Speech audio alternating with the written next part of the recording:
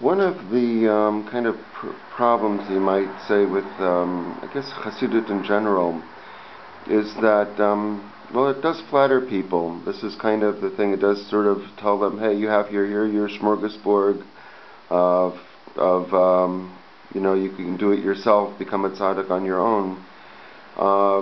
And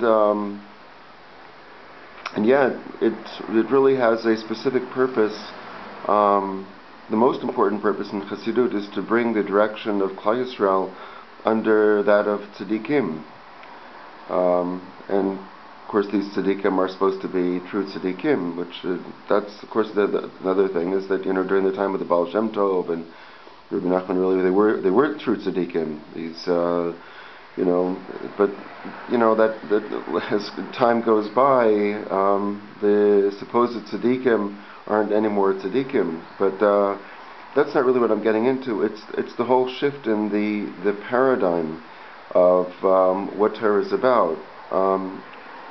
Whether once in Klal Yisrael that was supposed to be like the Torah was supposed to tell us basically the difference between right and wrong, supposed to have set our lives based on things it says in the Torah and later on in the Talmud. And sometimes we don't know what it says in the Talmud. We don't know how to apply it. So we go to somebody that's been in yeshiva and has learned Talmud, or in Eastern Europe, you had the people that would be the Baal that were the taxpayers would bring in a Rav, the best Talmud in some yeshiva, and pay him to be the Rav in a city in order to ask these types of questions too. But the basic samchut wasn't in the hands, certainly not of the Rav, who could be brought in and thrown out by the Baal and whenever they wanted.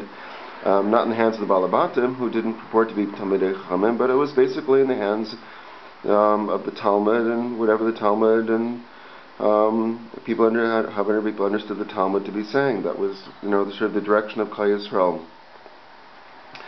But Tzadikim didn't like that. The Chassidim, Tzadikim of the Chassidim didn't like that. They wanted the direction of Klal Yisrael to be under the hands of the tzadik. That's not really given to Machlokes. You can almost open up any book of any Chassidish book you want. You'll see that you're supposed to be mevatel yourself to the tzaddik, that you don't have any das except for what the tzaddik gives you, etc. It's a very, you might say, political movement. It has a certain depth. I mean, certainly the Baal Shem Tov and Rebbe Nachman had tremendous depth, but this movement was not to bring to depth or to bring to people that personally to be directing themselves, but to have their direction under the hands of certain specified individuals called tzadikim, or fulfilling that role, as it's become in this generation, where to be a tzadik you just go to the Mizrach of the interior and you get a couple people to sign up for your kollel, and then all of a sudden, because you're paying people's parnasa, so you become the tzadik. That's basically how it works in the Chassidut world. It has nothing to do with Gemara, Rashi, Tosfos, and even less to do with any types of real virtue.